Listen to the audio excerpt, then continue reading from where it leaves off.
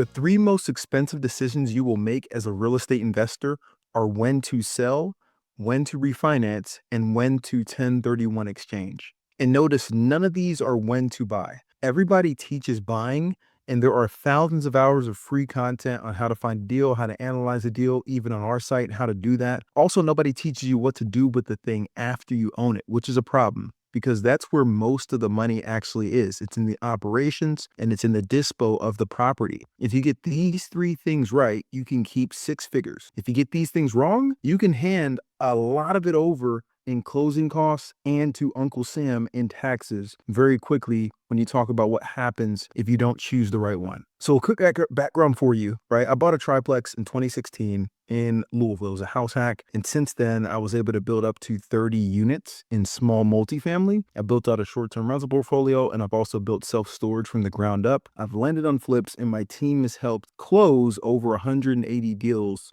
throughout the metro of Atlanta. And so what we're actually going to do through here is give you the details on what we would advise and what we actually use when it comes to deciding whether you're going to sell, refinance, or 1031 exchange a property into another one. And so the first rule, when is it the time to sell? And the time to sell is when you don't have to. Right? There's a famous Warren Buffett quote that says, be fearful when others are greedy and be greedy when others are fearful. And so when you look at different time slots, I'd say that 2020, like late 2020, all the way through beginning of 2022 was a time period where it was a seller's market, right? That's where buyers were jumping over themselves because the interest rates were so low to go and buy a property. And that's the time to sell, right? And then there's other markets like what we're in right now, where days on market are ticking up. There's much more inventory. The interest rate has gone up. There's a lot less buyers out there. And this is an opportune time to buy, but not to sell. If you're listing your property right now, it should only be if you have to sell it and not because, hey, I think I can take some equity out and things of that nature, because you're going to have to make concessions and give up a bit to make that happen in the market we're in right now. And so what I look for first and foremost when it comes to selling is what kind of market are we in? Are we in a neutral market, a buyer market, or a seller market? If we're in a neutral market, you can go either way, right? As long as you price it right and you list it in the right part of the year, you should be okay. If you're in a seller's market, you should absolutely list that thing. If there's any properties you're trying to get rid of, that is the time. And if you're in a buyer's market, you should only list if you absolutely have to. And then there's a couple rules of thumb I have when buying properties and then also when dispoing. When you buy a property, unless you bought it as a flip, right? Unless you bought it at a discount where you wanted to do, a burr and it needed a lot of work, or you wanted to do a fix and flip on it, it wasn't meant to be turned around and sold 2 years later, right? That property, if you want to build equity and have enough to where you're going to pull a profit out, you need to hold it for a minimum of 3 to 5 years and ideally 5 years minimum. When I buy properties, I'm looking to hold it for 5 years to forever, right? But minimum 5 years to give time for that equity to grow, for that property to get settled and stabilized, and for it to become even better than it was when I first bought it. Because if you get into a property and then a year or two down the road, you're like, I think I want to sell, and you execute that piece, what people don't realize is that it costs a heck of a lot of money to sell a property as well. From a seller perspective, it's anywhere from 8 to 10% of that purchase price is what you're going to pay in closing fees, realtor fees, taxes, and all those things when you sell a property. And so if you were to buy a property for, call it 400K, right? And then you were to sell that property 2 years later or a year later, let's say for 430K, you actually lost a little bit of money when you think about it, right? If you're at that 10%, you bought it for 400K, you sold it for 430, you just lost about 43. So you actually came out net 397, 393, right? So net, you lost 7K when you factor in some of the closing costs and things of that nature. And so it behooves you to hold on to a property minimum 5 years. Because when you look at the historical averages, right, even the low historical averages, if a property is going up by 3% in value on average every year, right, then after you get through year 5, you've gone up at least 15%. And so at least you're not going to be out on your deposit or any of those funds. You're going to be actually coming into the green with some of the funds that you've made. And if it's been an investment where you've had somebody else paying that thing off, you're going to come way in the green, which is awesome. And so The rule of thumb here is if you're going to calculate roughly, hey, how much am I going to make on a property if I sell it? I use 10% because easy math, but it's usually a little bit between 8 and 10% for those costs. You just want to take the purchase price you believe you can sell it for, subtract 10%, and then subtract the remaining mortgage that you have, and that would be your takeaway. Your takeaway is going to be a little bit higher than that, but that's a conservative takeaway for what you would have. And when you're in a buyer's market, you may want to even estimate a little higher because you're probably going to give up some concessions to get your house sold over the others because there's plenty of stock out there and other sellers may be a little more desperate than you are and willing to give concessions that will pull more buyers in. And so that's the main thing. You want to know what type of market you're in, and then you also want to have that hold time of minimum 5 years if possible, 3 years, 3 to 5 years if possible. The longer the better. Now, when to refinance? We're shifting over. First, you want to contact your investor friendly realtor, have them help you run maybe a CMA to see, okay, where's the market trending, what's sold recently, and see if you have some value in that property. It's not the end all be all, right? The end all be all is going to be the appraiser coming out to appraise that property, but at least directionally, you can know, okay, where are we trending based on the market recently sold around me? And that's gonna give you a better ballpark than the Zillow's estimate number, right? And so after you get that CMA and you see that, okay, maybe there's some equity in here for a refinance, my whole thing is putting it down on paper and looking at the payback calculation of the refinance. When you look at refinancing a property, the thing that people forget about is you've got to pay closing costs again. You're getting a whole nother mortgage on the property, and that mortgage is essentially going to pay off your previous mortgage and replace it. Now, the reason that you want to do a refinance is because it could lower your interest rate, but there's a calculation that needs to be made for that. And so if you when you go to refinance or close on a loan, it's usually anywhere between 2 and 5% the cost of the property. I usually just say 3% on average, right? And that's roughly what it comes out to. And so if you bought a property for $100,000, right? And you go to refinance it, it's going to cost you roughly $3,000 to refinance it. And the math that I use to make it worth it in my own portfolio is the 18-month rule.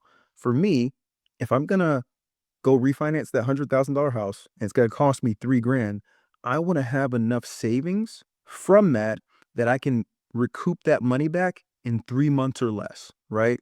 And so let's say you do that refinance and it's gonna save you $100 per month off of your bill, but you paid 3 grand to do it. It's gonna take you 30 months or 2.5 years before you recoup the funds that you put into that refinance. You probably could have used those funds for something else, right? And so if it's 2 years or more, I definitely don't do it. If it's in that 18 month mark, that's when I consider a refinance, especially if it's a property I want to hang on to for a long time. If it's, 36, 48, 5 years from now, who knows whether I'm still going to want to even hang on to the property in 5 years? If it's going to take that long to get the refinance money back, I typically would not do it, and I advise our clients not to do it. And then when you look at the benefits of a refinance, I can tell you that I just did one, on a quadplex that I have in Gwinnett County that I've talked about a lot. When I first bought that property, because I was in full-time real estate, um, and I was doing it with, like, a 1099 loan, I wanna say my interest rate was, like, 9%. It was something crazy. Highest interest rate I've ever had. When I refinanced it into a DSCR loan, this past December, I was able to take it from 9% to, like, 7.3 or something like that. And long story short, that dropped my payment by close to $1,000, right? And so that was well worth it. I think the refinance itself cost, I don't know, like 10 grand, something like that. And to save $1,000 per month, meaning I can have that whole thing paid off in 10 months is a major win. Not to mention, I actually didn't come out of pocket to pay anything, right? The money was able to be taken from the equity in the property and added to the loan to pay the loan officer for that refinance. And so I essentially just lowered my payment, re-upped the loan. Yes, it's a little bit longer and things of that nature, but it's a fourplex where all the tenants are the ones paying it. And so that made a lot of sense to me. Whereas I've had other properties where I've looked at a refinance and like, yes, you can drop your interest rate from, like an 8 to a 7, but that's not going to save you enough to make the numbers work in my book. And so the math you want to run is, okay, what does a refinance cost? You want to go talk to your investor friendly lender. How much does a refi cost? What are the interest rates that I can get? And then you run the calculation to see, okay, how many months is it going to take me to pay off that refinance? And is this worth it? And then the final piece is when it makes sense to 1031 exchange. Okay. And so let's talk about who a 1031 is for. And before we even do that, got a disclaimer. I am not a CPA. I'm not licensed in that realm. This is just my personal knowledge from going through this. So please reach out to a CPA if you want the full facts. And that's going to be the final word. Definitely talk to your CPA. But 1031 is for an investment property, right? And this is an opportunity for you to save money on taxes by uh, selling that property, not having any of that money touch your account, and then putting that money into another property or properties and delaying the payment of those taxes. And so if you've held a property for a long time, right? And I'm thinking like a decade plus. The people before I bought the quadplex that I purchased, they had purchased it for 180K back in 2013, right? And so now consider I'm paying 800K for it. That's a lot of equity. I want to say they 1031'd it into something as well because they didn't want to pay six figures in taxes on the money that they just made because that's what it'll be. It'd be like 30-40% of that you got to pay toward taxes depending on what income bracket you're in. And so that would have been a lot of money, so they saved that and put it into more property that's gonna cash flow even more for them, right? And the game plan has to be you have to want to continue investing as well. You have to see this as a long-term benefit, real estate investing, and as something that you wanna continue doing if you're gonna do a 1031 exchange, because you're essentially delaying the tax burden and putting it on another property that's of equal or greater value with the intent to continue doing this for a long time, and hopefully pass it down. And so I actually have a real example of a client I'm working with right now. They're based out of New York, right?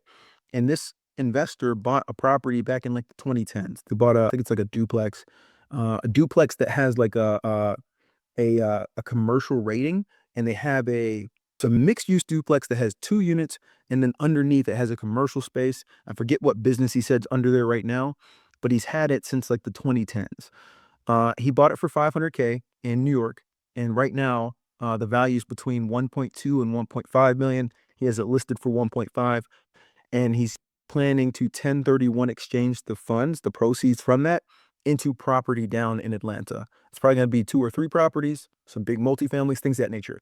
But for him, when you look at it, if he sells his property for where he wants, he's going to have a $1 million gain, right?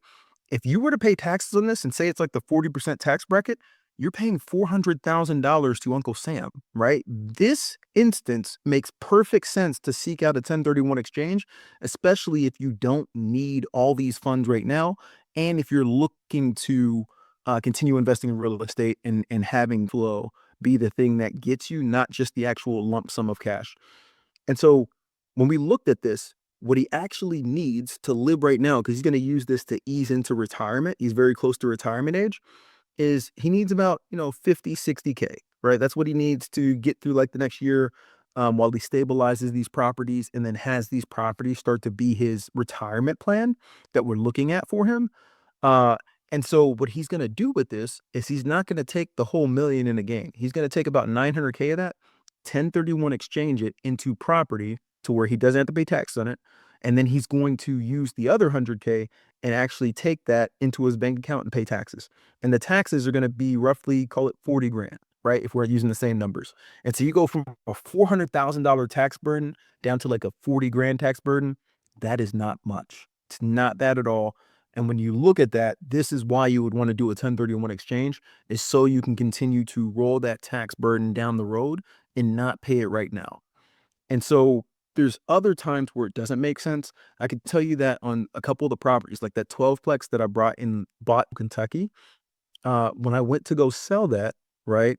I think I had at the CPA and I was like, hey, should I 1031 exchange? Because it was, six figures. I'm like, okay, this seems pretty good. Like, how do I work this? I was still trying to figure it out back then. And long story short, my CPA said, hey, I don't know if that makes sense. Because when you do a 1031 exchange, there's some tight timelines that you have, right? You have 45 days to identify three properties that make sense, right? Three properties. That's it. You got to put them on paper. Hey, these are the three that we're going to go after. And then after that, you have 180 days to close on said properties, right? And actually execute the 1031. And during this whole time period, you're paying like a law firm to hold on to those funds, and it can't touch your bank account because if it hits your bank account, you've got to pay taxes on it. And so going back to the story. So this 12-plex, I'm selling it. I talked to the CPA. He said it doesn't make sense. We put so much money into it, from redoing the structure, doing a couple roofs, doing siding, HVAC units, furnaces, bed bug treatment, all this stuff that were write-offs that I couldn't take as write-offs then because I was still working a W-2. He mentioned, and he's like, hey, it actually takes, your taxable basis from an income standpoint on this property down to like 70K. And if tax you on that, you're gonna pay like 20K, something like that. And he's like, to go through the stress of trying to identify another opportunity right now and half close on it within X amount of time to save 20K in taxes, it may not be worth it. And at that time, with everything else I had going on, it was not worth it. So I paid the taxes, tucked that money away, and then was able to use it to purchase other property on my own time. And so 1031 is a ticking time bomb. Like, you got to have all your ducks in a row. Like, this investor we're working with in New York, we've been having conversations before this thing even goes under contract. We have already identified a bunch of properties. We just haven't officially identified them until he gets his property under contract. And once he does, we're going to start writing offers, because that time's going to start ticking and we want to get way ahead of it. But we've already had our buyer consult. We've already worked through all those pieces for that, because he's talking about saving, 360K in taxes, as opposed to 20K, right? 20K, I think we could let that go. But 360, right? Yeah, that's one where a 1031 exchange absolutely is worth it. And so the recap here, when you talk about selling a property, right? You don't want to sell it when the market forces your hand. You want to sell it at the opportune time when it makes sense and when it's more of a seller's market, if at all possible. You want to hold on for minimum 3 to 5 years. For me, I say 5 years is what I'm targeting, because at least then I know, just based on a small appreciation each year, I've at least recouped the value of what I put into that property, and I'm going to get that back. And then when you look at the cost to actually sell, it's roughly 8 to 10%. So if you're ever trying to do the math on, okay, how much would I actually walk away with? Just take the purchase price you believe you would get minus 10%, and then subtract the rest of the mortgage that you owe. And that's the dollar amount you would walk away with. Probably a little bit more than that, but that's a conservative dollar amount you would walk away with. When you talk about refinancing, the metric I like to use is 18-month rule. And that just states, hey, as long as I can pay off that refinance with the savings that I'm getting from the refinance within 18 months, it makes perfect sense. If it starts getting to 24, 25, 36, 48 months, it makes a lot less sense for me personally. And for clients, I recommend, hey, 2 years, right? If you can get it back in 2 years and you plan to hang on to this for a long time, okay. If you can't get it back in 2 years, it doesn't make sense to me. I'd rather just put that money in reserves and go from there. And then the final piece is 1031 exchanges. When you're deferring a tax payment that's going to be bigger or on the higher side, and you've connected with your CPA and confirmed, like, hey, you're going to get hit with multiple six figures in taxes on this, it may make sense to consider a 1031 exchange, so you can save those funds, put it into another property, and keep going from there. Because guess what? You could go buy another property, and if you really needed funds, put 50% down on that property and then just refinance it later and pull some funds out. Sit down to 25% and take those funds out without paying taxes, and just keep hanging on to the property all the way until you pass it down to the next generation, and then that tax burden goes away. So when you look at these three, you should have a high level understanding of all three when it comes to disposing a property, and write down rules of thumb before you have to, right? On what you would do and what would make you to refinance. I got mine written down, the 18-month rule. What would make you want a 1031? Like, hey, how much in taxes getting paid on this property makes sense for me to go the 1031 route? And then what kind of market you want to sell in, and setting yourself, or in your mind, anytime you buy a property, that you're going to hold it for a minimum of 5 years. Guys, that is all I got for today. And I'm going to go to the Q&A. If there's any questions, feel free to throw that into the chat. I'm happy to answer, and we'll be off to the races from there.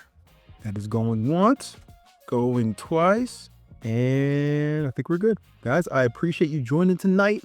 If you need anything, feel free to hit me up, and I will catch you next week. See you guys.